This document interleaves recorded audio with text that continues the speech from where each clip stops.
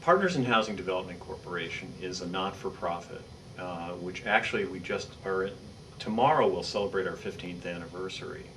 Our mission is to create or cause to be created permanent supportive housing for special needs populations.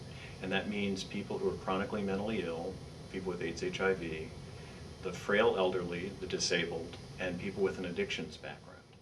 Permanent supportive housing is the whole idea of taking somebody who is homeless, putting them into a decent, safe, affordable house or apartment.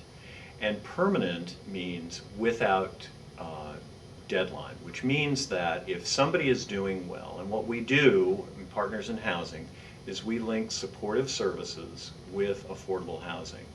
What we want to do is work on behalf of what issue caused somebody to become homeless. So again, let's say somebody who is chronically mentally ill, we would link services with the community mental health centers with that individual in hopes that they would do all of the things necessary to become permanently housed and able to live independently. Well, some of the principal partnerships that we've had and have are with, for example, the community mental health centers. Midtown Community Mental Health Center is an example. We've done a lot of housing for their population.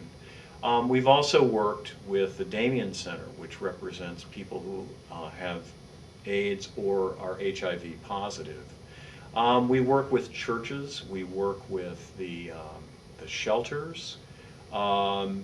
We are a housing resource for service providers who are working with individuals.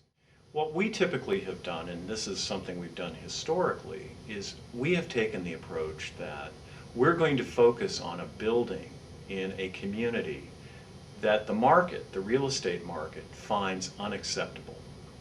And when we're talking, for example, about the Near East Side, where our current office is located, was a building that was considered by the neighborhood to be one of the keystones of community economic development along the 10th Street corridor.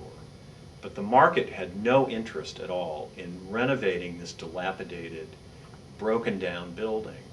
So what we said was, look, we can bring the financial resources to work on behalf of rehabilitating this building, but recognize that we're doing it on behalf of a population that typically is not welcome in the community. What the neighborhood gets is the rehabilitation and the preservation of an important historic building. Indianapolis is the first municipality to actually have produced a 10-year plan, and in our case it's known as the Blueprint to End Homelessness. So if you will, we're one of the first cities in the country to actually put on paper how we plan on addressing homelessness.